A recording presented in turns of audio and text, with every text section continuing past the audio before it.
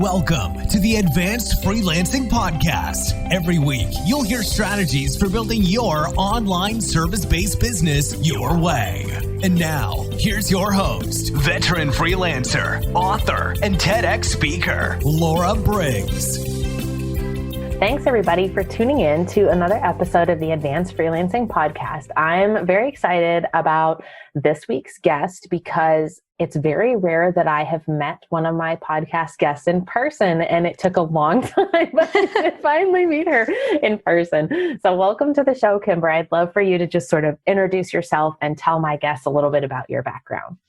I would love to. Thank you so much for having me here. Thank you for this opportunity to speak to your freelancer community. My name is Kimber Hill. I am the founder of VirtForce, the virtual workforce. Our mission is to lower the unemployment rate for active duty military spouses. And we do that by building this big, beautiful community of virtual professionals. And most of them are active duty military spouses. About 11% are veterans. And we provide free career resources to this candidate community, but we also go out and curate employment relationships with quality organizations who hire W-2, 1099, part-time, full-time, and everything in between positions that are completely virtual, completely remote. And my story is that I come from a government contracting and film production combo background, which is highly in-person based. Mm-hmm. And it is you have to be on site to do this work. You have to be here and scan in your ID card to even get into the building. And when my husband, John, before we were married, he said, I want to provide a better life for you and our family. And in order to do that, I want to go into the military. So younger Kimber said, yeah, let's do it. All right. I fully believe in you. Let's go. And then after he enlisted and we got to our first duty station, I was 500 miles away from the nearest government contracting facility. And I had a really rude awakening. Fortunately, I was able to pivot and go remote, but I noticed a lot of other military spouses were in that same space of questioning their identity, trying to figure out where their fulfillment is now going to come from now that their careers are, kind of dripping through their hands like sand. What do we do now? And so that's why I created VirtForce. And in the past 18 months, we've seen 200 military spouses hired. For the remainder of the year, we're projected to reach 700 military spouses, and that is a $15 million economic impact on the military community. That's so awesome. Thank you. I love it. I love everything that you're doing with VirtForce. And one of the things that I think has been super cool is that you're not just making these connections, but you do a lot of educational content to help people feel confident about what does your remote work search look like? How do you prepare for it? How does your resume go into it? How do you prepare for an interview? And so what kind of trends have you seen with some of the obstacles that spouses and veterans face when they're coming into this remote work world? How do they get over some of those initial, mindset obstacles of feeling like their career is, dripping through their fingers like sand and things like that? Yeah, I think the first thing you come to terms with is identity. That's the first thing that happens. And you start to question, am I more than just a spouse? Yeah. Especially if you don't have some kind of consistent career or income in your life where you're getting to exercise what sparks your heart, what lights your fire, right? So that's the first thing. And then the second thing is remote work even possible? That's a big question. And so that's one of the primary questions we're here to answer. And the answer is yes, it is possible. And yes, we can help you get it. So that it goes in that order. And then I think the next thing that happens is, well, how is remote work different from on-site work? How do I market myself to the remote job market? Yeah. And that is this big, gigantic secret sauce. You really have to spend some time sort of investing in yourself, time on at nights and weekends, separate yourself from the rest of the family, get alone in a room with your computer and cranking out cover letters and resumes to market and brand yourself for the virtual job market. Yeah. it's a little different than applying for on-site work, in my opinion. And what we've seen is if we can take the candidate and we can tailor them to virtual work, they're much more successful at landing it. We've seen a lot of lack of education for the military spouse demographic, from knowing how to conduct an interview, knowing how to use Zoom. And we've already talked about how to market yourself to the job market, knowing how to conduct remote work, and that it is very different than on-site work, and not everyone is cut out for it, to knowing how to negotiate and understanding the differences of remote work and just the whole spectrum of the different employment levels you can have. So the trends go on from the candidate side, but from the employer side, what we are seeing a demand for are finance. People in finance who can work remotely. We're seeing a demand for people who can do remote sales. We're seeing high demand for executive level roles, executive assistants, and COOs who can go remote. Yeah. So it's beautiful. There's so much opportunity here. And I'm very excited and happy to be bringing it to the military spouse community. Yeah, absolutely. And I think it's great to hear that there's these opportunities working remotely that we haven't heard as much about, like the COOs and like the people who have a financial background, because a lot of times I think people who have that background or are interested in those industries think, I have to work in person. Like there's no way I could do my kind of job, either as an employee or, as a freelance consultant. I can't do that out of the office. And so it's great to hear that it's changing. And I think our audiences have something in common in that when you are first getting started, either looking for remote work or looking for a freelance, you think, I don't have the skills, or I have all these gaps in my resume. How on earth could I position myself as a value add to a company or to a client? So for the person who maybe hasn't worked in 5 years or doesn't have experience in the industry or the software they're interested in, what do you recommend for people to do to not only feel more confident, but to learn some of those skills that employers and freelance clients might be interested in? So first of all, we see that a lot. We see the gap a lot, the resume gap, the dreaded resume gap. And I want to tell you, don't freak out about it. If you are preparing to re-enter the job market, don't let this put you in some kind of mental block or anxious state of mind.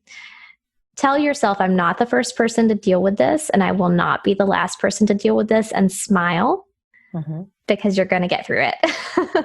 Yeah. So some recommendations for you if that's the situation that you're in. One option is to pick up a brief internship, 8 to 12 weeks. An internship can be with any kind of organization that you want, but if you're trying to go remote, I recommend that you connect with a remote organization that you're familiar with and ask if they have any interning opportunities. Some may be paid, some may not be. Another opportunity is for you to go pick up gig-based work. And I've heard this called gigging before.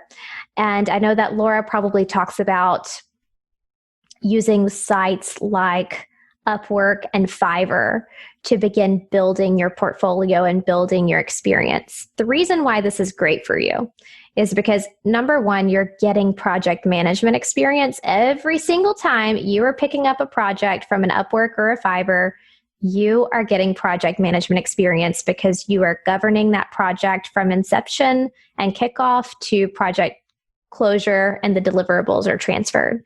So you're picking up that, but you're also doing it remotely. And you're also developing whatever skill it is that you're using while you're freelancing, whether it be writing or graphic design.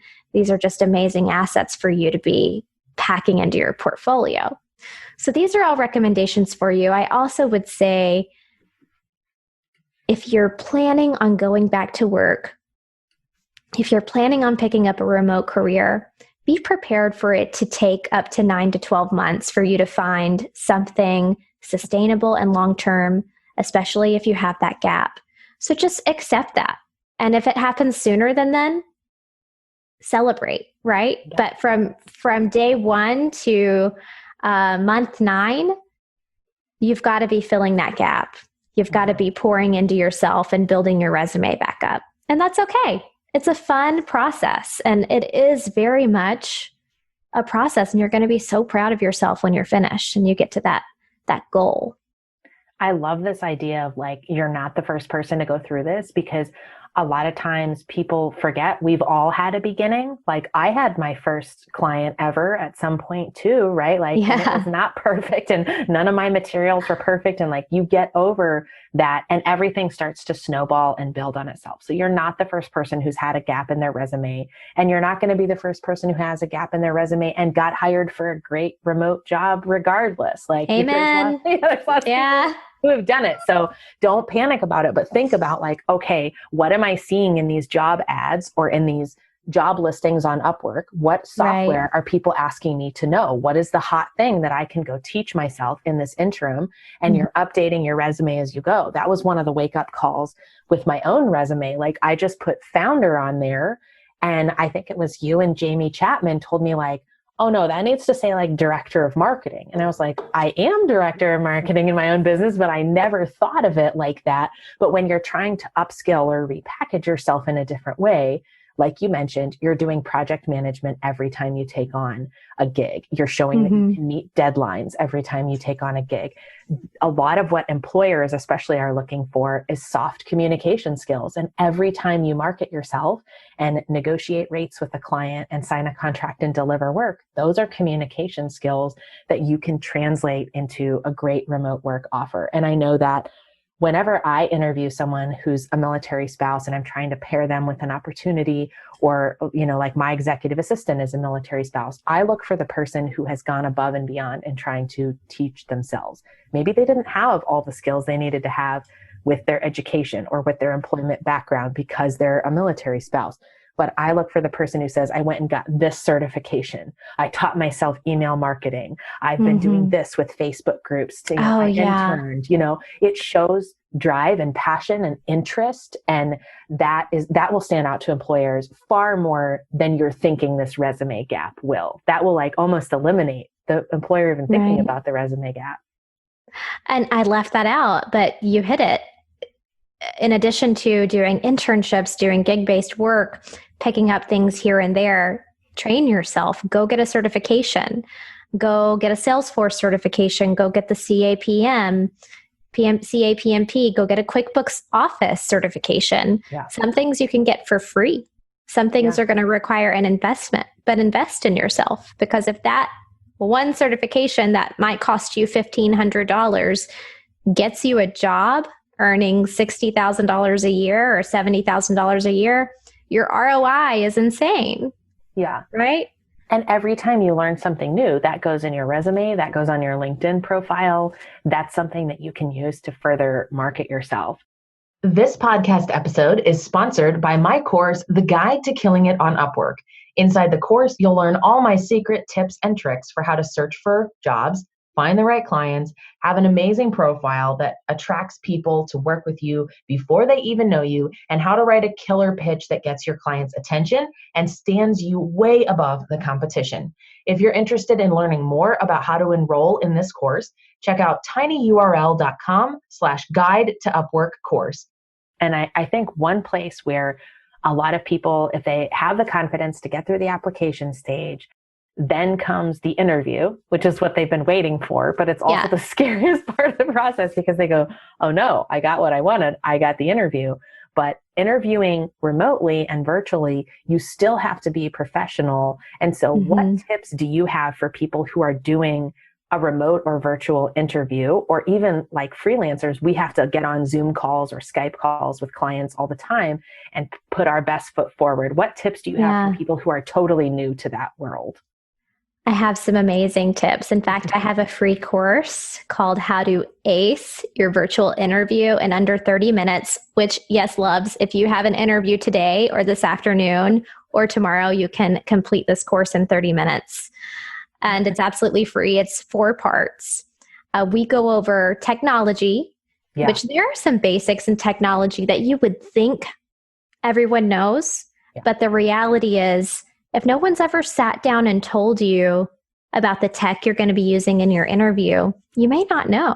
So we go through technology, we go through the virtual glow up, which I don't have a great example of that today, but I'll show you, Laura. I'm using a light and now I'm not using my light, and it can be such a difference. And Laura and I can see each other in this conversation. I'm sorry you can't see us, but if you want to see the demonstration, go take my free course. Yeah. So we go through the glow up and how to just look amazing on camera, which you will be so surprised at how much that impacts your employer. I mean, there have been studies done on your visual representation on camera. I'm not talking about your beauty, but I'm talking about how clearly you show up, how professionally you show up, the way that you wear your hair, the clothes that you wear, how defined your image is on camera. It makes such a difference in your interview. And it's something so easy that you don't have to think about. If you set it up beforehand, you prepare beforehand, you're not concerned about it during the interview, but you're already giving yourself a leg up. So we do that, and we go through some secrets to eye contact and body language that you can use during a virtual interview, and then some common interview questions that you're going to be asked. So I encourage you to go check it out. We've got a good resource there for you. Awesome. We will make sure that gets in the show notes. I think dressing professionally and having the place, having the good lighting, dressing professionally, and having a place where you can do the interview, you're going to need that anyways for remote work, because increasingly I've seen employers be asking for videos of you in lieu of a cover letter. And so you need to have the professional looking image from day one when you're even applying, because what if they ask you for an interview tomorrow? You should already have these things set up where you're like, okay, this is my outfit that I wear. This is the background I'm going to have. This is how I'm going to keep the cats and my husband out of the room while I'm doing it. You have to think about that stuff, because it does show a level of professionalism to the employer. And it shows them that if they hired you today, you're ready to start tomorrow. You already have the setup, you understand how to show up professionally, and they don't have to retrain you on that. And so one tip that I love too is if someone gives you a piece of technology to meet on for the interview, test it out before. Jump on with a friend. Be like, hey, can you do a Zoom video with me? Can you tell me how my background looks? How does my microphone sound? Because you're going to feel so much more confident. I know someone that I kind of put up for a remote job, and I didn't tell her the importance of practicing with Zoom ahead of time. And so she emailed me so embarrassed after the fact. And she's like, I bombed it. I couldn't get my video to work. And this was for a high level remote position.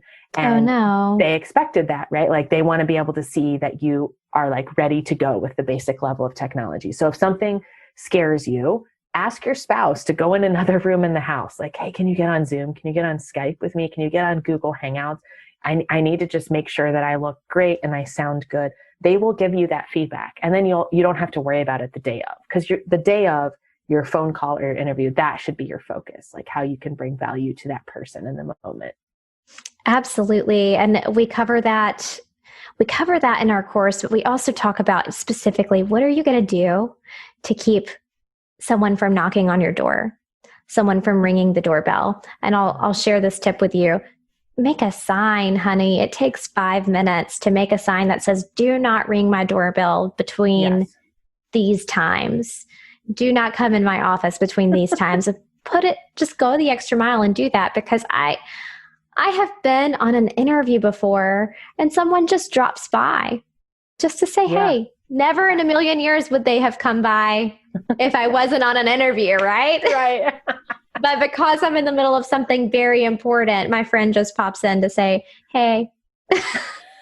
And you can't predict some of those things. No, you can't. It's going to be the Amazon delivery guy who has a thing about banging on your door, and then the baby's crying and the dog is barking, and it starts this whole cycle of events that now it's not just the doorbell ringing that interrupted, but now you have to go calm everybody else who's been upset. And so that's another tip I have too. If you have other family members in your house, tell them 3, 4, 5 times. Every time I have an important video call, I will tell my husband, and we'll use a Post-it note on the stairs, because my office is the only room upstairs. And it's like, be quiet, do not blast the TV, do not come up here, do not let the dog run in. And it just helps everybody know like, hey, I'm doing something. This is what's going on. Yeah. But I love the idea about the doorbell because, oh my gosh, that creates such chaos in your house. So much. It's very rarely worth anyone answering the door for. It's very rarely the friend, right? It's always the person who's dropping by to sell you stuff. And I'm like, no, don't show up in my podcast. Yeah, don't show up in my interview.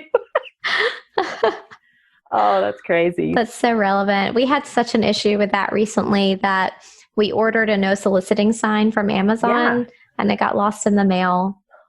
So we still don't have that.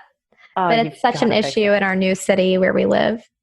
Yeah, we actually covered up our doorbell too, because like people would just see that first and they would default to like, oh, I'm delivering something or whatever, door-to-door sales. So we just like covered it up. We got like a little decor thing that it's not even there. And so then when we have the notice on the door of like, do not bang on this door, like unless, you know, if I want you to be here, I already know about it. You texted me or called me, right?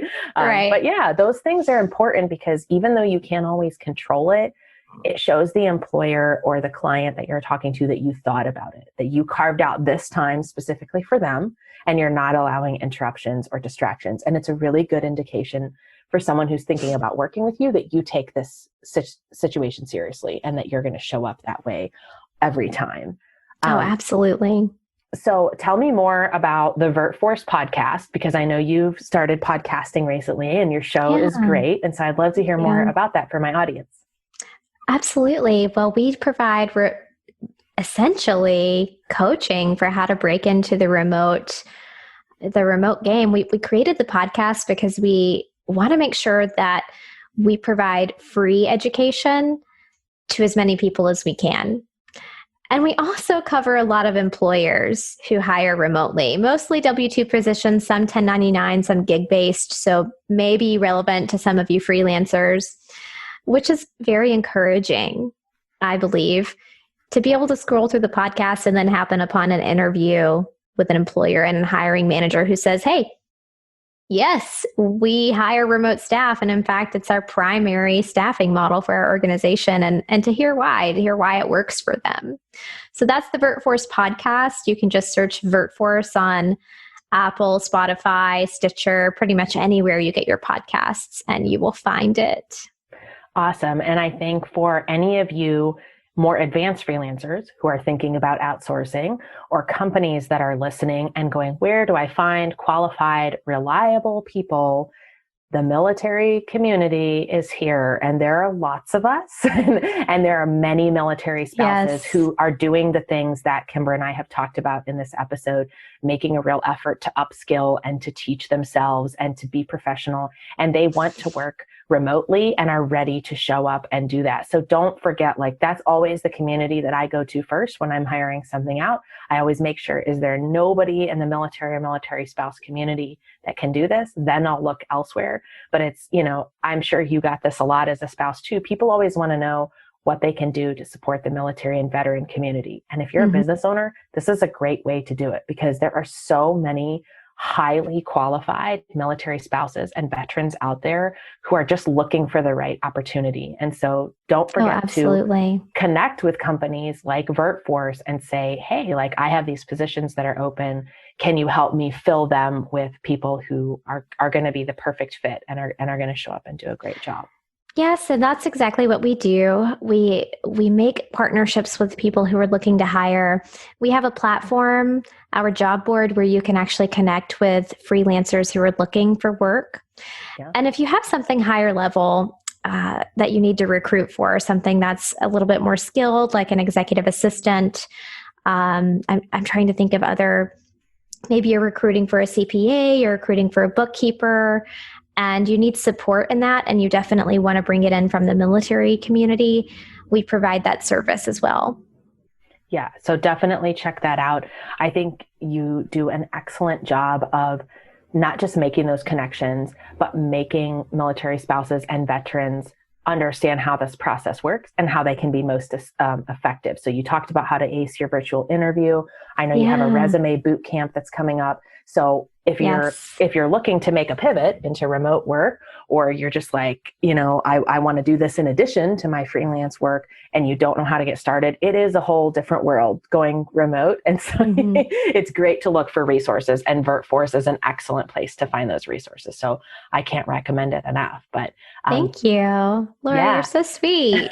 Well, thank you for coming on my podcast. It's just been so great to get to share this resource that I've known about for a long time. And it's like, it needs to be shared more. So I'm excited to be able to do that. Oh, that's awesome. Well, we appreciate you sharing us. And you've been such a valuable member of our community, such a top contributor and an influencer within the military spouse group that we've created.